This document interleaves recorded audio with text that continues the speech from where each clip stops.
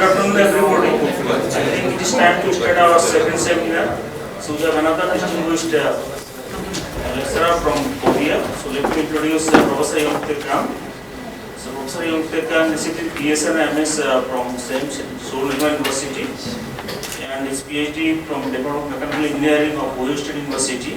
After spending 2 years at Ohio State University as a postdoctoral fellow, he joined Co2 Capture Technology as a ST fellow, and he spent there 3 years. What is not written in this handout, I had also the opportunity to work together at UAT 3 years with him. And then he joined Korea University as a faculty member in 2000 and moved to Korea University in 2014. And he published more than 150 papers in different journals and also 200 over papers in conferences. He is a member of I²CNER, KSME, IAR, JASRE, and SAREC. In 2010, his lab was designated as a national research lab by the Ministry of Science and Technology. In 2012, he served as the Vice President of Graduate School of Korea University. In 2015, he received the Asian Academic Award jointly by SAREC, CR, and JASRE. And in this year, he received the Best Research Award from Korea University. He also now serves as the director of Brain Korea PK Korea Plus for his school. So let's welcome Professor Yong Tae Kang, and his topic will be carbon dioxide absorption, regeneration, performance, enhancement by nanoabsorbents. And I am from Counseling Division of Kyushu. So, 韓国のコリア大学の監督をします。私の日本語が下手ですから、英語で発表します。でも、夜の日本語は上手です。Alright, my name is Yong Tae Kang from Korea University. So today, actually, I have two bosses here, Ms. Kim and Professor Srinivas Karamala. Those are my bosses. So Ms. is both in my undergraduate and master courses, and Srinivas is my boss during my PhD course. So I'm a really lucky guy because I only have to follow just two bosses. Alright, so I want to talk about the CO2 absorption and regeneration of performance enhancement by using nanoabsorbents. Basically, I'm just an absorption guy. So I was working on water lithium bromide absorption and ammonia water absorption systems. And then I expanded my research area to capture the CO2 because the basic mechanism is very similar. There is just mass transfer with heat transfer. So these are contents. First, I will briefly introduce Korea University and introduce just combined system of CO2 absorption and regenerations, and also a CO2 conversion system by using photocatalytic materials. And then introduce nanofluid absorbent and nano-immersion absorbents. And finally, I will introduce the CO2 hydrate systems. Okay, first, Korea University. So probably some people may know that Korea University was founded 1905. The motto of the university is just education save the countries, because it was early 90s. It was very complicated situation politically.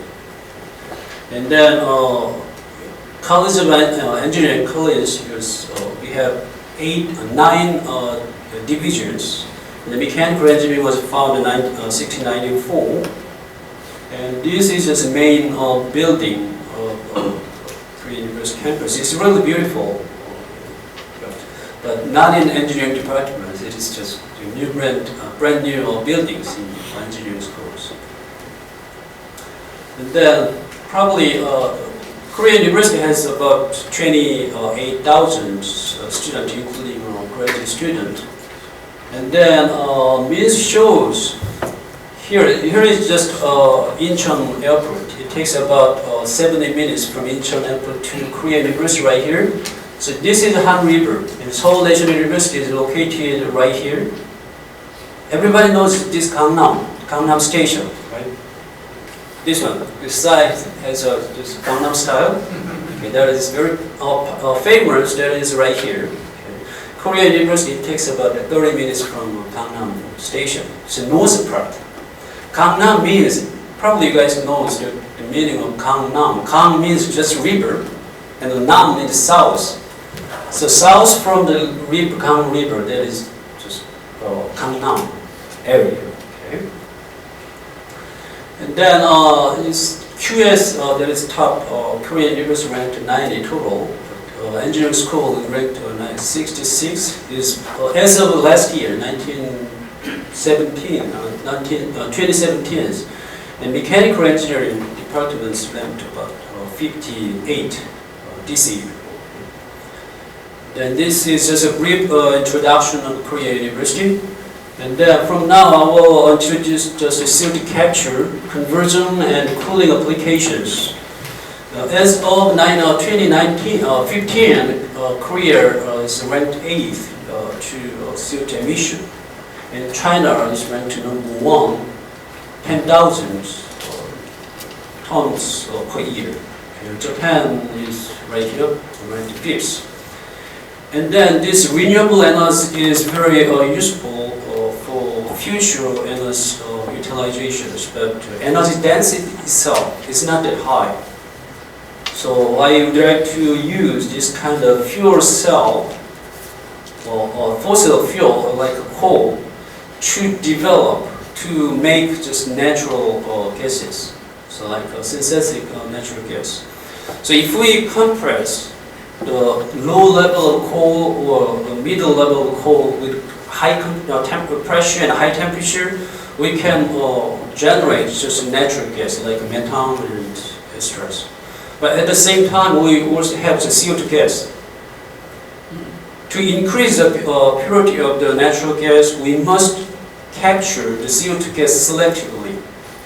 So we use methanol as an absorbent to capture the CO2 gas. Okay. But problem is, this is just combined system of the CO2 capture, conversion, and cooling applications. This is my just blueprint from my lab.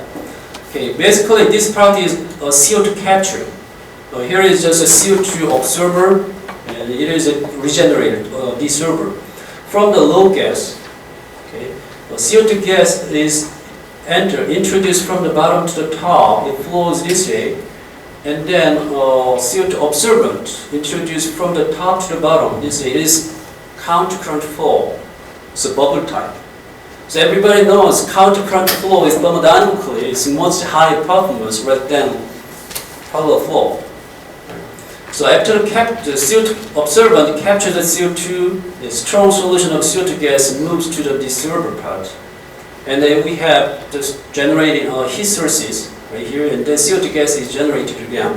It is regenerated. And then some part of CO2 is utilized to formate the CO2 hydrate. The formation temperature of CO2 hydrate is about 1 to 5 degrees C. And then the dissociation temperature is about 1 degree C. Then we can use dissociation anodes of CO2 hydrate to the district cooling applications. So this temperature, returning temperature is about 12 to 15 degrees C from the district cooling areas. And then we get a heat from the coolant, and then the coolant temperature is reduced as high as to 7 degrees C, and we can utilize dissociation anodes of CO2 hydrate to the cooling applications. And then finally, it's not over yet. Finally, the CO2 zero emission can be realized by just a CO2 conversion to useful chemical fuels. So my idea was this, to use just photocatalyst. So after this CO2 dissociation and CO2 hydration, all the CO2 gases are collected and is introduced to mesoporous photocatalyst. And they introduce with the water and the CO2, and it is converted to useful chemical fuels. Then we can realize just a zero emission of CO2 gas from the power plant. That is my just a blueprint in my life. Okay, I will show you just a movie based on these basic ideas. Well, before the movie, so let me introduce why do I start this research? What is motivation? Basically to save refrigeration energies. Okay. So as I mentioned before, the CO2 absorbent is methanol. Methanol has very high solubility of CO2, but problem is we must keep as low as working temperature. Typically they use, it's called the rectisolar system, it's really in the market. The working temperature is minus 20 to 40 degrees C. It's really a big power plant. This rectisolar system is under construction in Gwangyang area in South Korea. It's near the Postek. It's Ijimangpyeong. It's really big, huge power plant. If we reduce the working temperature as low as minus 20 to 40 degrees C, we need huge refrigeration energies. So basic idea is this: what if we can increase the working temperature as high as just room temperature? Then we can save the huge refrigeration energy. Basic idea is this: let's put the nanoparticles into the methanol, and with the same CO2 capture performance, let's increase as high as room temperature. That is my idea, motivation to this research. So let me show you the movie. So this is a power plant. We have CO2 gases, and I introduced the absorber. The only CO2 is absorbed. So this is original cases. So I developed nanoabsorbent, nanofluid absorbent, or nanoemulsion absorbent, and then capture the CO2 and introduce a dissolver part. This is regenerations. Okay. We use a nanoemulsion in the dissolvation process, and then some part of the CO2 gas is introduced to the hydrate and go to the cooling, district cooling applications.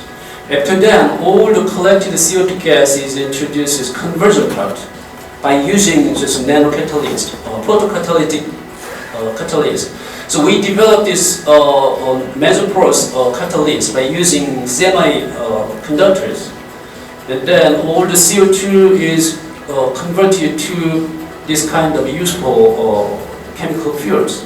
This idea can be applied to steel mill, cement power plant, and waste incineration systems, and some boiling systems where all high flue gases are generated.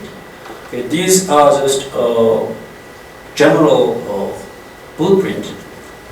Okay, from now I will introduce in more detail, in some aspect it is somewhat academical viewpoint for nanofluid absorbent and nanoemulsion absorbent.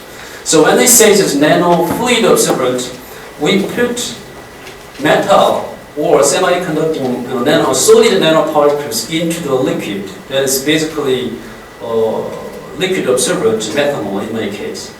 And when I say nanoemulsion absorbent, we put just immersible oils into the base fluid.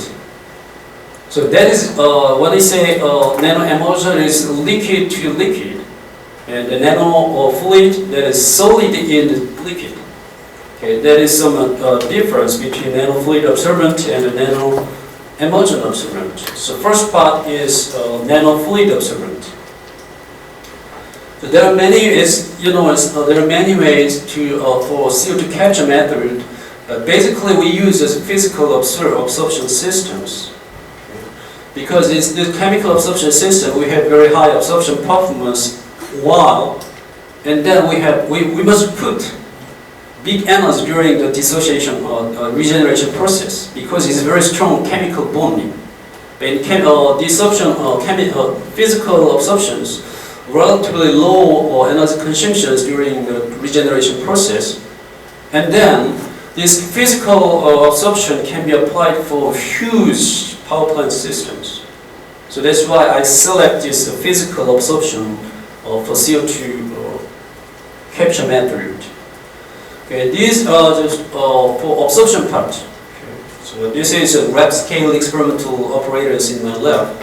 So initially I developed just tailor-coated flows. We have two cylinders. Inner cylinder is just rotating. CO2 absorption occurs in annular side. So we have countercurrent flow tailor-coated in the annular side. So at the bottom of the test section we have just orifice to make a even distribution of CO2 bubbles. And the liquid absorbent is introduced from the top to the bottom this way.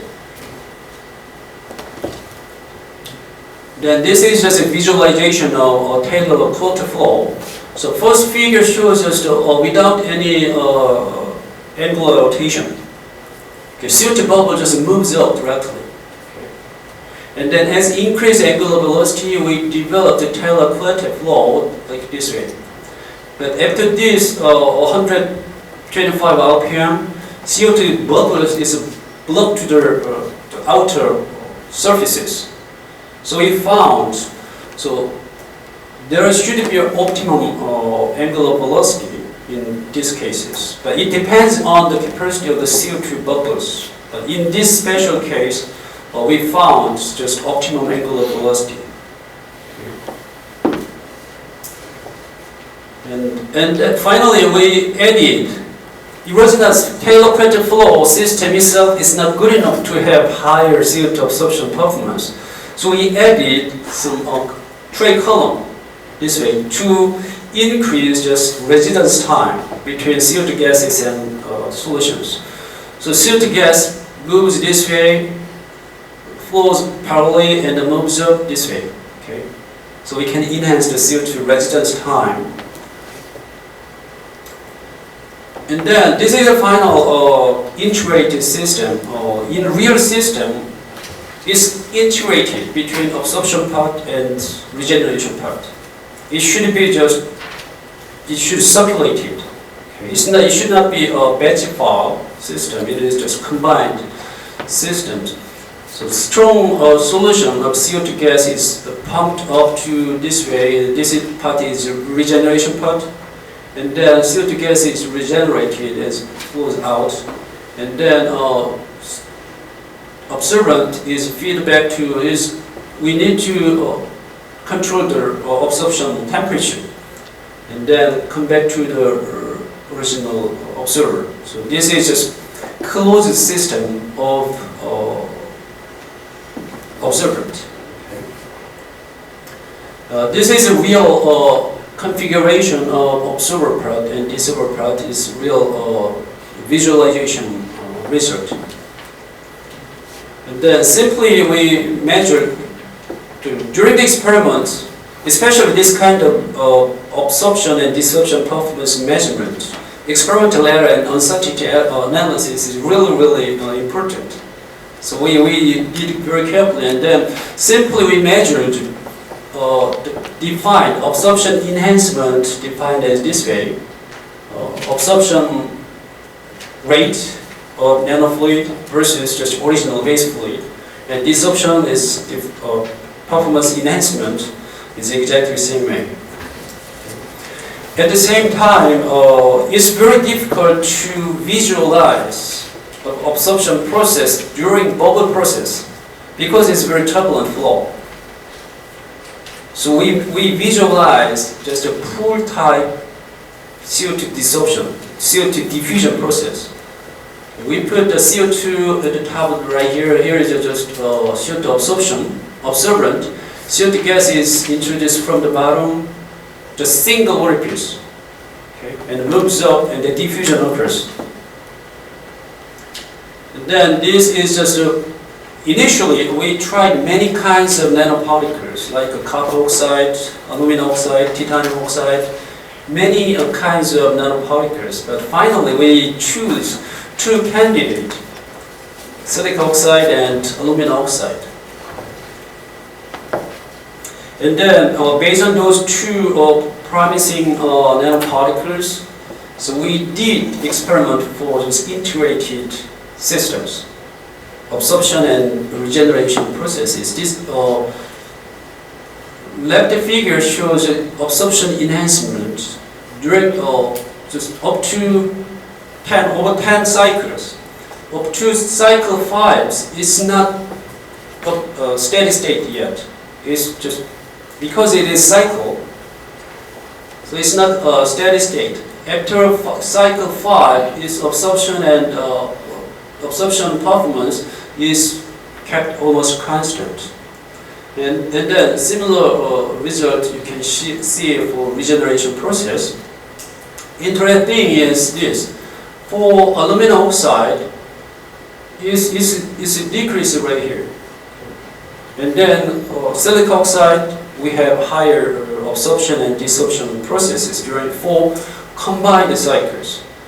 For each absorption or desorption cycles, aluminum oxide was good.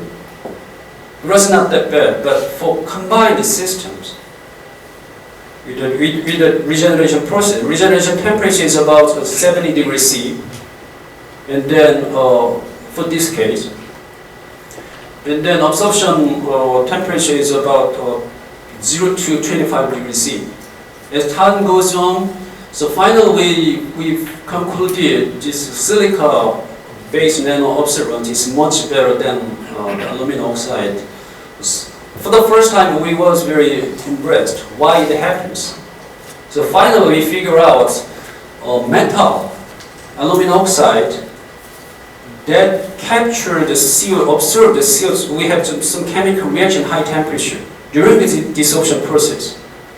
So nanoparticle, aluminum nano-oxide that absorbed the CO2 gas at high temperature during the regeneration process. So that's why we have a lower performance from aluminum oxide compared with silica oxide case. Then why it happens? Why the CO2 absorption performance increases by adding nanoparticles? We propose 3 scenarios, and experimentally we verified for absorption processes. First idea was just bubble breaking mechanism. Okay. Second is Hartley effect, and finally is just hydrodynamic effect. So bubble breaking model it looks fantastic. The basic idea is this: the nanoparticles placed between CO2 bubbles and liquid, and then because it plays the interface between vapor and liquid, it break up the bubbles and then make a small CO2 bubbles. And then the interfacial area between vapor and liquid becomes larger and larger. Then we'll have a higher CO2 absorption performance. Okay. But unfortunately, during my visualization process, there was no bubble breaking phenomenon. I will show you the figure later. A Hartley effect, nanoparticles absorb the CO2 gas and then moves the coolant part, energy release part, and then release the CO2 gas and then come back to the original place. So like a shuttle bus took the student at home, moved to the school, and dumped it out and come back to the school or home. So we named the nanoparticle functions as just shuttle bus. Okay, so we named just a shuttle effect. The problem is, it works. It's not wrong. But because we put a small amount of nanoparticles, as low as only 0.1 volume percent, the portion itself is not that significant. And the final mechanism, the hydrodynamic effect. As you can see right here, we have the hydrodynamic regions. Here is just interface between CO2 gas and absorbent. As CO2 absorption occurs, diffusion occurs within the boundary layer, diffusion boundary layer. And within the boundary layer, nanoparticles moves. So in the level of nanoscale, the liquid molecules stick to the solid particles. As nanoparticles, metal nanoparticles moves by the Brownian motion, then we can reduce the diffusion resistance significantly. Okay, that's why we can increase the CO2 absorption performance. So finally, we visualize this diffusion process. So I'll show you this way. Okay, as you can see, this is bubble absorption process. This is CO2 gas. We pour pure methanol compared to pure methanol, the CO2 bubble size reduced significantly. So we know absorption performance enhanced by adding nanoparticles. However, the bubble itself is not broken out. There's still just one bubble. So we concluded the bubble breaking model is not plausible. And then we also visualize by numerical analysis by Fluent. So it becomes just hemispherical shape from just a circular shape, but it's not broken out. Okay. So we verified experimentally and numerically. So the bubble breaking model is not valid for this case. And then because the real visualization of bubble absorption process difficult, we visualize a full desorption process. We put the black part, it is a CO2 gas, and the red color is just nanoabsorbent. For pure methanol, the diffusion boundary layer is very smooth. It increased as time goes on. Okay. But by adding aluminum oxide, 0.01 volume percent, the interface, bubble boundary shape, it becomes very turbulent. So like just mushroom type. So we found, this hydrodynamic mechanism is most promising mechanism to explain why the CO2 absorption performance enhanced by adding nanoparticles. Okay. So what about desorption process, regeneration? So we also propose three mechanisms, activation, enhanced thermal effect, and surface effect. By adding nanoscale nanoparticles, metal particles, they move very frequently by grounding motions. So energy itself is activated, and then it's very easy to regenerate the CO2 bubbles.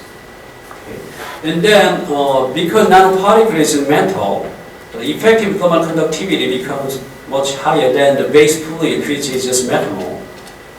Then it's easy to regenerate the CO2 bubbles. And the final one is this. Nanoparticles is just attached, stick to the just boiling surfaces. And then to generate just nucleoside. It is much easier to generate the CO2 bubbles from the surface. Okay. So final mechanism is most promising mechanism. As you can see, this we visualize this. We take a sample, and then this is just pure methanol. By adding aluminum oxide, the bubble generation frequency becomes initially without the nanoparticles. The bubble generation frequency is about 300 seconds. It reduced 100 by adding aluminum oxide. By adding silicon oxide, it reduced 2.28 seconds. The frequency, generation frequency becomes very short. And then we also measure the surface, so roughness, we measure roughness from the silicon oxide, the surface roughness becomes as high as 500 nanometers. So we concluded this surface effect is most dominant for regeneration process. Okay, first part I summarized, there should be some optimum concentration range of nanoparticles. Probably you can see the thermal conductivity enhancement by nanoparticles. Some authors propose 5% of nanoparticles. Well, it's good for publication of good papers academically, but practically we cannot apply. Because by adding nanoparticles as high as 5%, the viscosity should be increased exponentially. So we cannot use that high concentration nanoparticles in the real world. So I suggest, at the most, the optimal concentration should be less than 0.1% volume percent to have similar range of viscosity as base fluid. And then silicon oxide is better candidate for combined systems. And then hydrodynamic effect and the surface effect just dominant mechanism for absorption and desorption process, respectively. Okay, that is nanofluid absorbent. And second is I will introduce this nanoemulsion absorbent.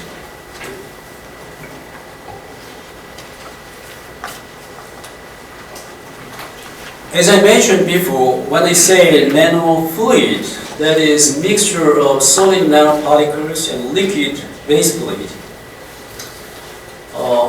For this case, in both nanofluid absorbent and emulsion absorbent, dispersion stability really important.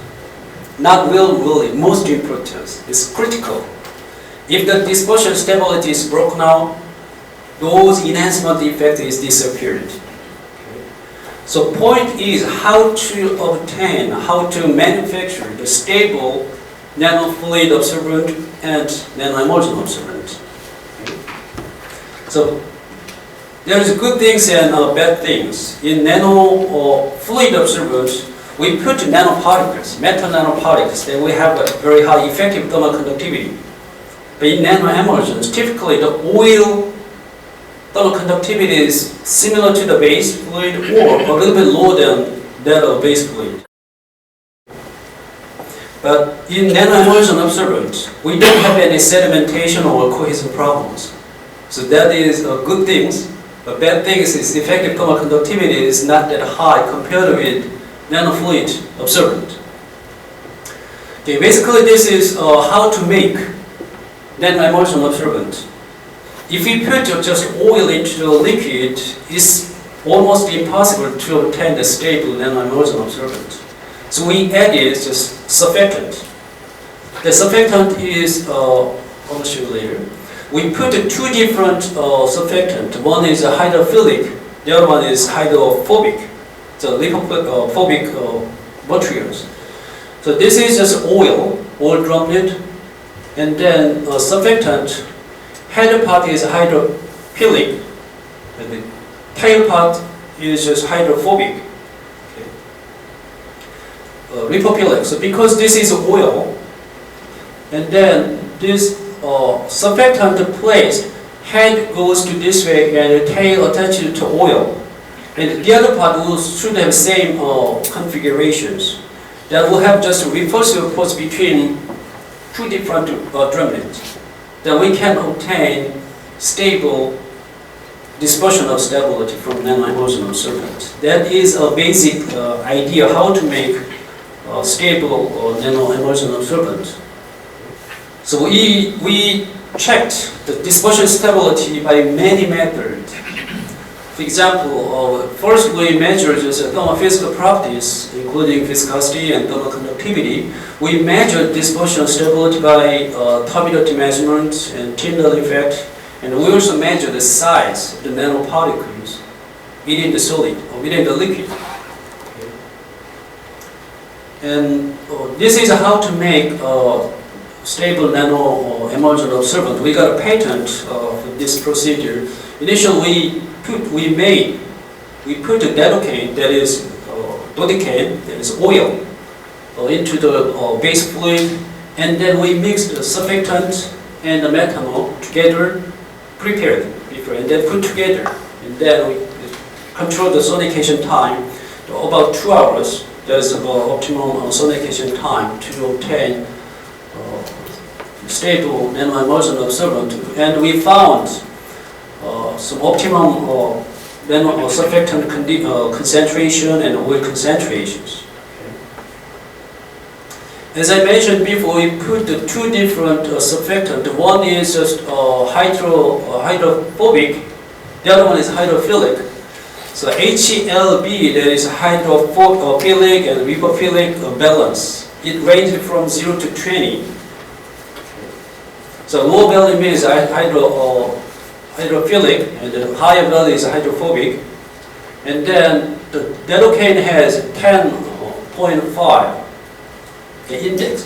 And then based on this equation, we can determine the ratio of those two different surfactants. Okay, so we found this optimum ratio of the surfactants based on HLB index. then we measured, this is a Tyndall effect. At the top portion, upper top, and lower middle, and just the lower part, we shoot the beam into the just nano-emulsion absorbent. If it is stably dispersed, the beam pass through, and we have very clear just fringe at the backside. If it is just sedimented or is not well distributed, the beam itself is not clear, it's just scattering out. So we measured, and then we also visualized as a bubble absorption process for nano-emulsion absorbent. So this is a real bubble movement from the bottom. It's not moves up directly, it goes to this way. We also visualize by numerical method.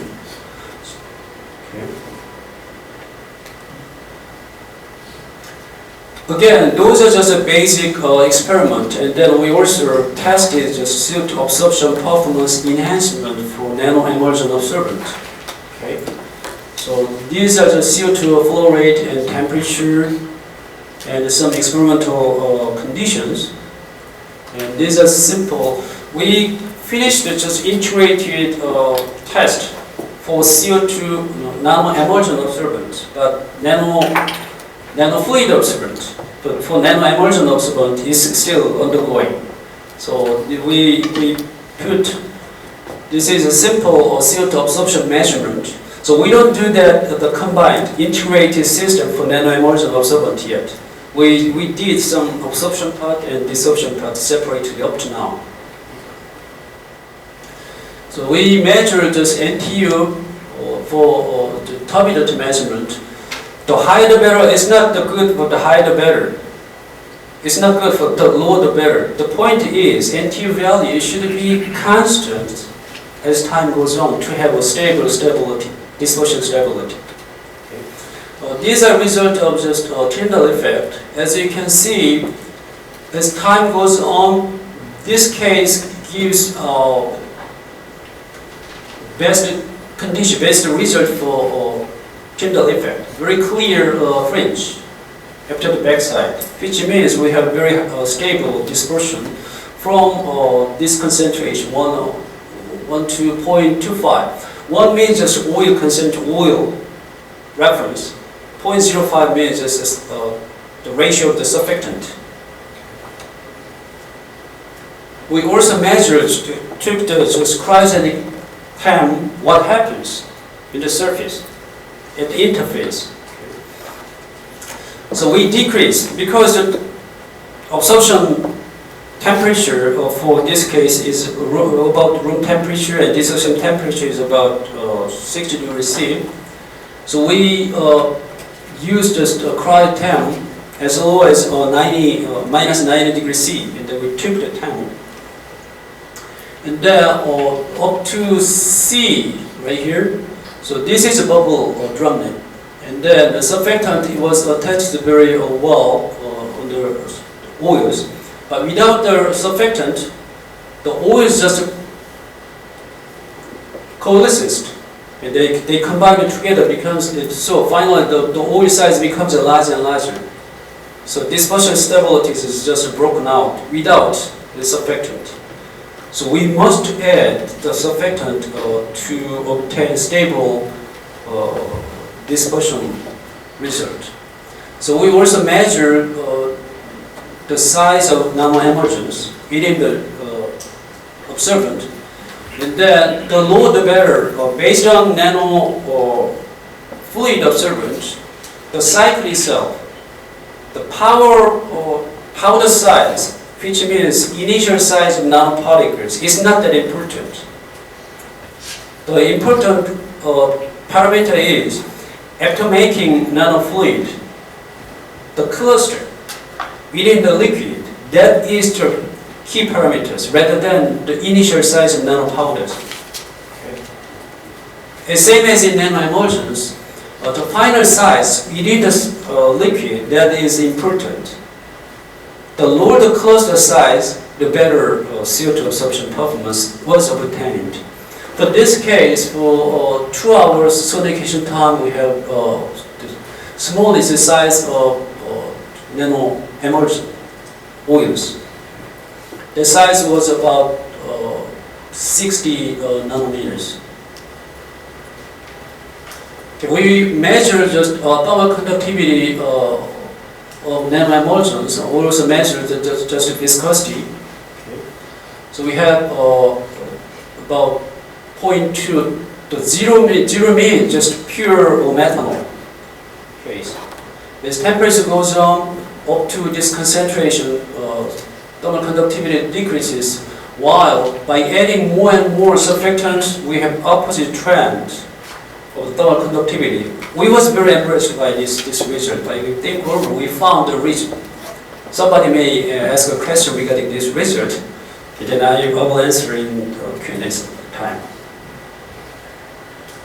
Okay, this is also just absorption performance enhancement. So this is just not quite sure yet because it's still under experimental process. But anyhow, the absorption, there should be some optimum concentration of oils to have a higher, highest absorption performance. We also visualize the CO2 bubble process in nano-emulsion absorbent. As you can see, this is a pure methanol case. By adding nanoparticles, the bubble size becomes significantly reduced for exactly same period. And then we also measure the CO2 bubble size reduction rate as time goes on. For this case, 0.04 or 0.5 volume% has the highest reduction rate of CO2 bubble size, which means we have very high CO2 absorption performance. Okay. Again, we proposed as a scenario why it happens. By adding nano oils, nano size oils, the absorption, thermal conductivity was not that significantly reduced, even though we put lower the oil into the base fluid. That was because the liquid oil itself, the thermal conductivity was a little bit lower than nanocaine thermal conductivity is about 0.14. Methanol has 0.2. So the oil conductivity is a little bit lower than the base fluid. However, the thermal conductivity itself, it was not that reduced significantly. This way, for base fluid that is just for pure methanol thermal conductivity, by adding this one about 1 to 125 and 1 to up to this concentration, the thermal conductivity enhanced a little bit. That's because the emulsion size, they convective motion significantly, turbulently. That's why we have the thermal conductivity was not reduced by adding oil. Okay. If you put a large size oil or micro size nano oils into the base fluid, thermal conductivity should be decreases because we don't have any significant volume motion in just micro levels. By adding nano size emulsions, we have the thermal conductivity was not decreased significantly. It was almost same as base fluid. Okay, the collapse mechanism is also very important in nanoemulsion. Okay. So these are just the collapsion mechanisms. First one is just Oswald ripening. So simply speaking, the smaller becomes smaller and smaller and finally disappeared. The larger becomes larger and larger. It take all the small bubbles, small oils. So that is the initial step. They collect the small size of oils becomes larger, and then the small oils attached to the big bubble, big oils, big size of oils, and then finally it mixes together. And then if the oil density is higher than the base fluid, it moves up to the top. It will have just a forming problem. So to remove this kind of collapse phenomena, we must add proper surfactant. Okay, to have just a repulsive force between two bubbles, and then they don't attach together, then we can remove this kind of collapse result. Okay, I already explained this enhancement thermal conductivity. That's because it's nano-emulsion convective motion, either Brownian motion at nano level or nano emulsions. Here is the thermal conductivity, and 0.14 and 0.2. And then for these are just enhancement mechanism by nano-emulsion absorbent. The nano-emulsion absorbent is not verified experimentally, so it's still on the checking. But this is just hypothesis, okay, until now. So within this year, we will verify these mechanisms by just experimental research. Similar is a shuttle effect and hydrodynamic effect and the bubble covering effect, but it's not bubble breaking effect as in nano fluid absorbent. We name just nano bubble covering effect.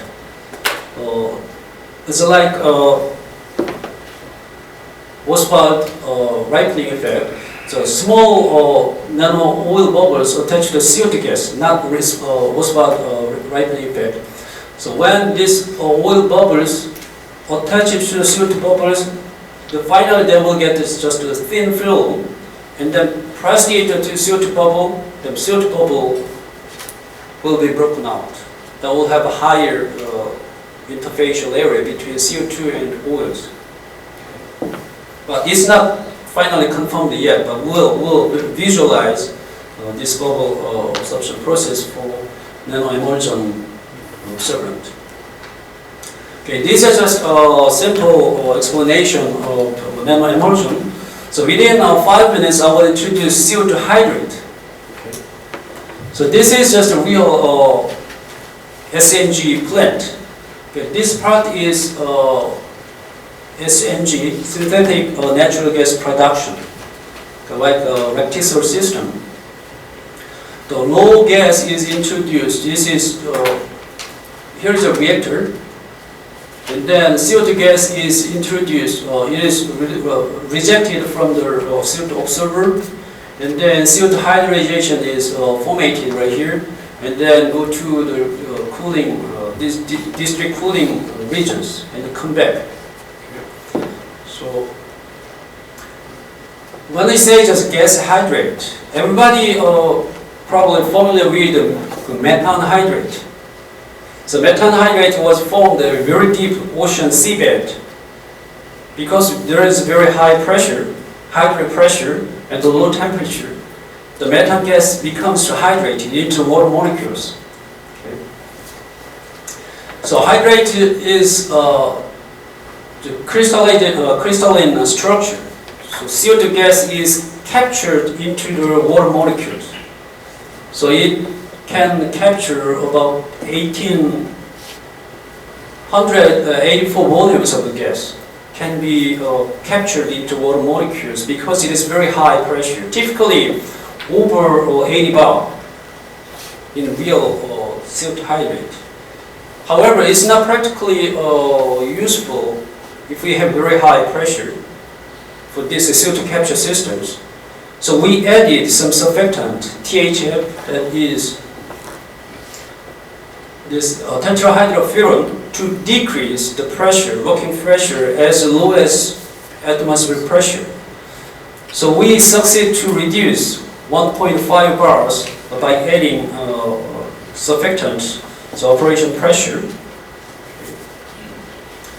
So this is how to make the CO2 hydrate. The good thing is the latent heat of CO2 hydrate is very high compared to ice. It's about 500 kilojoules per kilogram. Okay. So water, it has 33 kilojoules per kilogram. Okay. So if we can use CO2 hydrate for district cooling, say phase changing, then we can reduce the mass flow rate significantly. That is the basic idea why we use this CO2 hydrate for district cooling applications. So we compared conventional, so I was how to make CO2 hydrate. So this is a scenario how to apply the CO2 hydrate into the district cooling systems. So for this case, this is a closed system. We can make closed cycle or open cycle depending on the applications. For example, this is a closed cycle. But if we use open cycle, we must utilize the CO2 conversion tools to remove the CO2 gas completely. Okay, that is the problem or to be solved in open cycle. But for closed system, we use the CO2 hydrate as a refrigerant. So working temperature in absorption side is about 1 degree C. Dissociation process is about 6 degrees C. It's a circulate. So we found the optimum concentration and formation pressure and dissociation pressure by experiment and analytical modeling. And then this is real temperature for coolant. And then this is conventional real system. In Sangam area in Seoul is 고막평, 50,000 평. 1 평 means is equivalent to 3.3 square meters. Well, right, it's like just World Cup, a soccer player ground. It's 5만 평. Okay. So here is just a total of 51 US tons. It's a real system. Okay. So they use a turbo chiller and absorption chiller and ice storage. Okay. So returning temperature was wrong. It was 15 degrees C, 15 to 7. Okay. They are working this real district cooling system in this whole area, and then we compared this conventional system with this CO2 hydrate systems. But this is just not experimental comparison, but we calculated just energy consumption based on our result, lab scale result, and then we expanded to 5만 평 scale. And then energy consumption was estimated as 320,000 gigajoules per year from the conventional case. By using this CO2 hydrate case, because we don't use the CO2 absorption chillers. Absorption chillers produce very high energy consumptions because they use just LNG as a heat sources. And then finally, we estimated 37,000 gigajoule per year from the CO2 hydrate cases. So CO2 emission can be significantly reduced. So these are final conclusions. So let me ask one question to the graduate students. Okay. So ME stands for just mechanical engineer. Do you think mechanical engineers can make a big money? Hopefully yes. Well, the answer is not yes or no. The answer is, it's up to you guys. If you use this kind of technologies, CO2 capture or just energy and environment, then you can make a big money as a mechanical engineers. Okay? So I bet you must use this kind of energy and environment. It's really important. As long as human beings survive, energy and environment, it goes forever. So if you use this kind of technologies, I bet you can make a big money. Okay, this is all I can talk. Thank you.